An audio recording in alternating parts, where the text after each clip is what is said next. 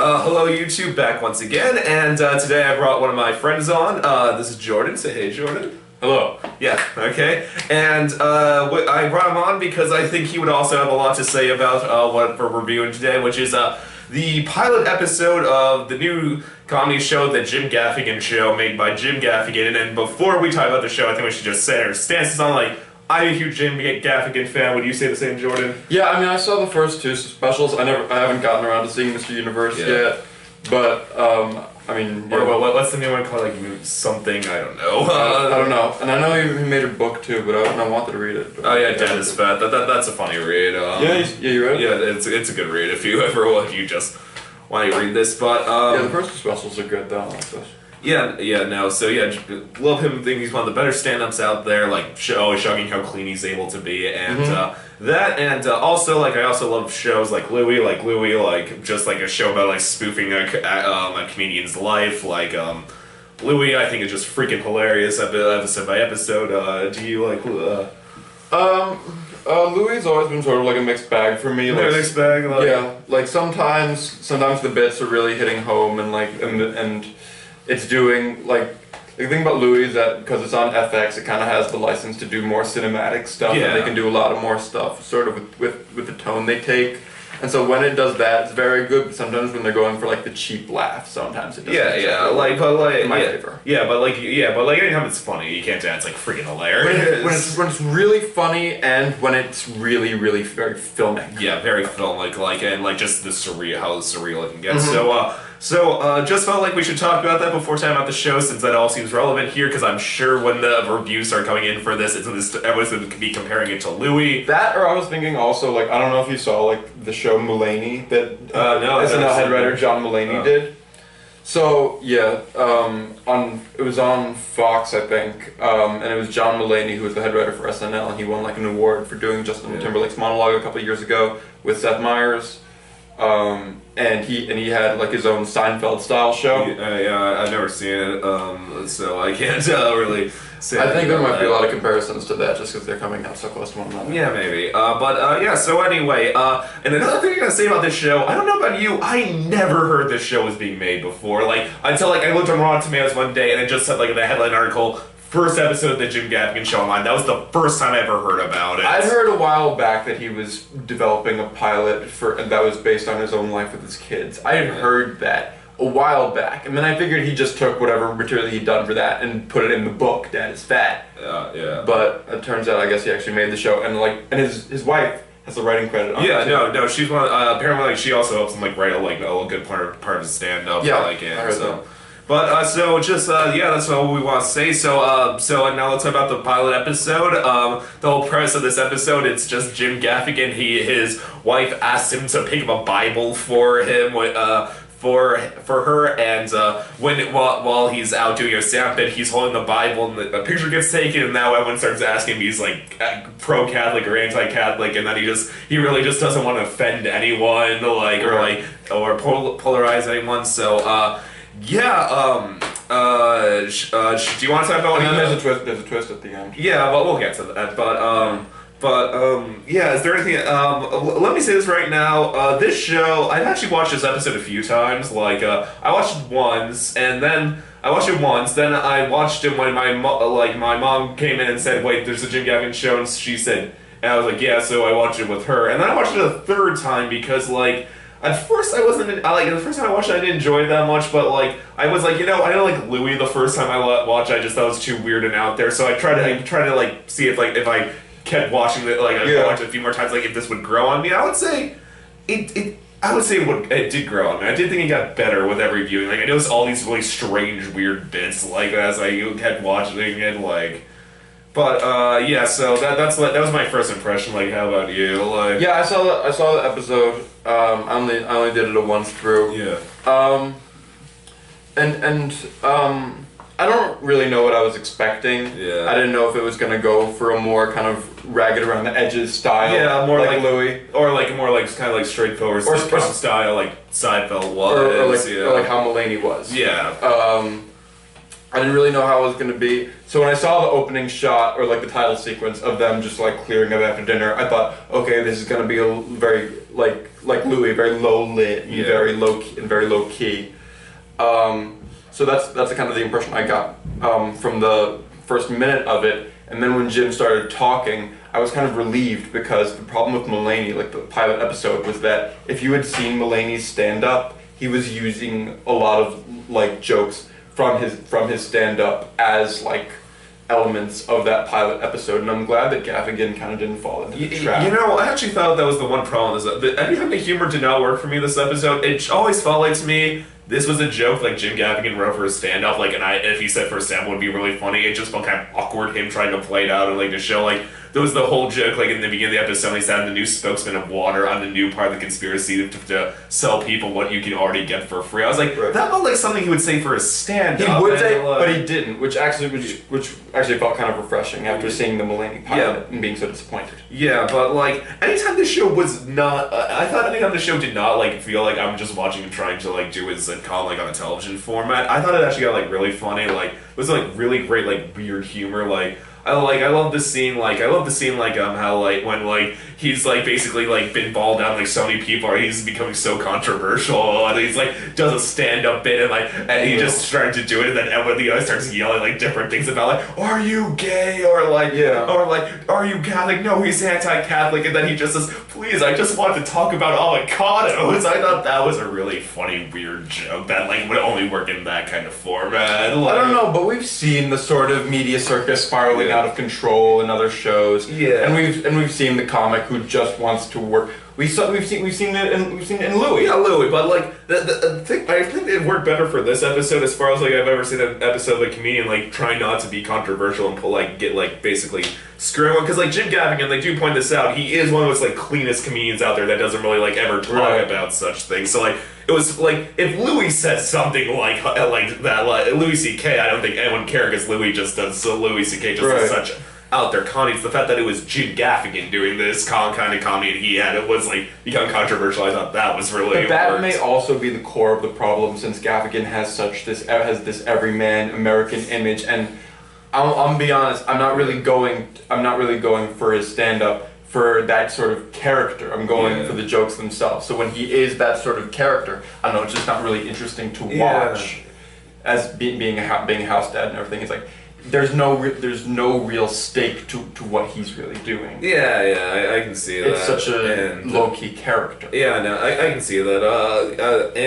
But besides that, the other cast members that were in this episode, besides Jim Gaffigan, I also say I thought Jim Gaffigan did a good acting job. Like I was never like annoyed watching him. Like I never knew if he could act, because I never see him in anything besides a stand-up. But and not like Louis C.K. but before I saw him a few things before though. Like this is first stand-up bit, but I like the actress who played his wife. I thought she was good. She was good. I think her name's Ashley Williams. She was Victoria in How I Met Your Mother. I liked her in this. She seemed very sort of very level-headed, very sensible. Basically, very supportive, but like of her husband's career, but just like, look, sometimes you just gotta take a hit with your comedy, like. But she was also very stern with him. Yeah, too. She didn't let him get off scot-free. And I think that was a very good kind of character trait that she had. That and it may have just been this was just the first episode, which isn't that much time. His kids, like what is that, like 5 kids, like Jim Gaffigan, something like that. Yeah. I didn't think they were nowhere near like on the level of Louis C.K.'s daughter and Louis. Well, they had a lot of seasons to develop. Yeah, I know they had a lot of seasons to develop them, but like I will say there was a few clips from a few of them that definitely made me laugh. Like I love when Jim Gaffigan's like really depressed and lying in bed, and then just one that's like, "Daddy, Mommy says you should watch TV because it runs your brain," and then Jim goes like, "Shut up! I'm doing research. I'll get me another bagel." I thought that was a really funny image. There's that, and acting part, and also there was that the other guy who showed up in this episode was he supposed to be his manager? His friend Mark. That's just this. No, he's also a comic. Not the comedian like he's at the club with, like, or the scene like when like he like comes home like and there's just that guy like with like the I Heart Dad. Oh, Michael Ian Black. Do you think that's supposed to be his manager? Like, I don't know if it's Michael Ian Black. Yeah, I think it's supposed to be his agent. Yeah. I thought he had a few good lines. I thought he played it well, like just with the show material. But but like you said though, the main cast member, that I thought was besides the main two that really stood out was his friend, the Jewish guy. I thought he was really funny during this episode. He was funny. I would love to see more episodes. Yeah, I would love to see more of him. It's such a really funny character. This person who will really do anything. To get that. Yeah, that was it's great. Just a really. Good I just did love that, and I've always wondered I've always wondered this also Jim Gaffigan you always kind of have to assume all famous stand-ups know each other to a certain degree.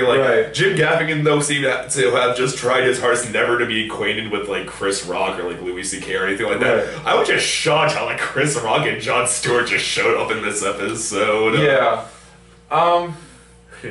Yeah, I mean, but there is this network of comics that kind of went up in the '90s. They're all pretty well connected. Yeah. You've got Rock, you've got Sarah Silverman, Louis C.K. You've got Louis, but you've also got guys like Mark Maron and Jon Stewart, who was on the fringes of it, but he was still with it. You've got that whole network of people that are there from the '90s. That are sort of still working and kind of coming into each other's things. Yeah, so there was that. I also gotta say though, the one thing I like about the show because like I said earlier, there's absolutely zero way the show is not going to be compared to Louis during its run. It's going to have to be compared to Louis. I'm talking about Louis right now. It's kind of an unfair comparison. Yeah, it's kind of an unfair comparison. The one thing I liked how it went kind of surrealist humor, but it didn't go all the way with it. Because Louis, for example, there was this scene I kind of when he's lying in bed all day watching TV and it just seems every single thing he's watching is just something controversial about him. Now if it was Louis C.K. There was a Louis bit where he's watching television in the morning and he imagines that the newswoman is saying these disgusting things to him. Yeah, no, but the woman sings but in Louis it would go all out on the ground. And the woman would specifically address him, I think she did in the Louis episode. Well, but I think that's pretty central to sort of Jim Gaffigan. He's not the sort of out there, go all the way into filmic territory. It always feels like he's very grounded. He's very down to earth. Yeah, no, because it was surreal, but it felt realistic at the same time. I thought it was really funny, when he was going through the shows, and there's just the one point when his Jewish friend is on there just talking about it. It's okay, that's weird, but I can buy it. I love the way that he acts, though, because he's not. Because his whole character is that he'll do anything for the fame, but he's not. It doesn't feel disingenuous. Whatever role that he wants to take, he's totally committed to it. Yeah. And I think there was some really great acting just from that guy. Yeah, and but I gotta say my one major issue, because the comedy, I would agree, the comedy wasn't that even this episode. It was kind of hit and miss all the way. I think it felt very story centered. Very story centered. There might be a joke centered episode later, and they have maybe a looser story. Yeah, maybe. I think this episode may have just been trying just to introduce the series to a certain degree. Not being just a straight up pilot that just is about every character that appears, but for comedy aspect, when it was trying to be funny, I would say the comedy was either hit or miss from beginning to end. Tina Fey's book says that the pilot is the hardest episode to do. Yeah. Because you have to cram all of your characters into one thing without making it feel like it's cramming. Yeah. And I think they did a pretty good job. They introduced the agent organically, they introduced the friend organically. The relationship with Jim and his wife already felt established, and it felt like we were just sort of walking in on it. Yeah. With something like an Everybody Loves Raymond dynamic. Yeah, and it's a nice counterpoint to Louis, when he just has the worst relationship with his ex-wife. It's nice seeing a nice, pretty, very stable marriage with these two. Right. And I think I get the feeling that Jeannie is never going to go full on angry at Jim. It always feels like she's going to be very empathetic. I read online after I watched this episode that Jim Gaffigan, the wife, basically did write the actresses basically almost all her lines for this episode. I also heard that she was part of the directing decisions and stuff. She wanted to make sure that the apartment didn't look that nice, that it looked exactly sort of like their apartment. Apparently it looks exactly like how their apartment he always described in his comedy was like. And her mother was complaining about how crappy it looked. That's funny, I didn't think, but so I'd say the comedy was hit and miss all the way through and through though. My one issue with this episode, though, did come with the ending. The ending, like, when everyone comes at him and, like, it's, like, all these people and then, like, a zombie shows up. My issue was... It went too far with the surrealism. Like, if you did this in Louis, I'd say, okay, that's great. Like, Louis can so do that. It felt like they... It felt out of his wheelhouse. It felt out of place, that scene. Because, like, when I was, like, going, like, semi-realistic, somewhat surreal, this felt like a Louis moment right here. I definitely feel that, which is why I don't really feel qualified to judge the episode, give it a score or anything. Well, no. Because this wasn't really... a full story. Yeah. This was more like just an idea and we'll see how far we can take it. I kind of want to see what a whole story with a 3-act structure is going to be like for the show, because it might be an entirely different mood than this pilot episode, which is why it's weird that it's the pilot. Yeah, well, yeah. I'd say what we thought like the major pluses were like the cast was really good from it's a really strong ensemble cast. There was definitely some funny moments and as a pilot this was a pretty decent pilot as far as pilots go. I would say. Would you say that? I would definitely say that it's a very good introduction to the characters. Yeah. But as a pilot, like introducing the tone of the show, I don't know how accurate it is. It might be that this sort of mix of very low key, small situations and with a big surrealistic thing at the end. That just might be its style, but I don't really know right now.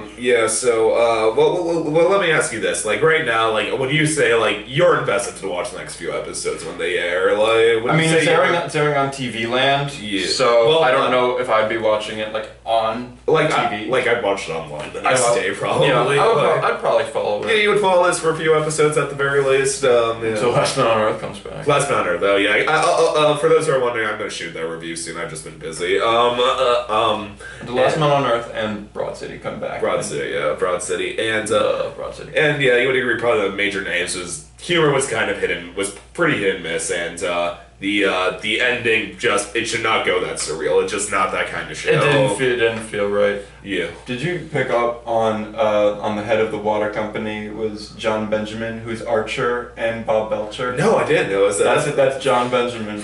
Oh yeah.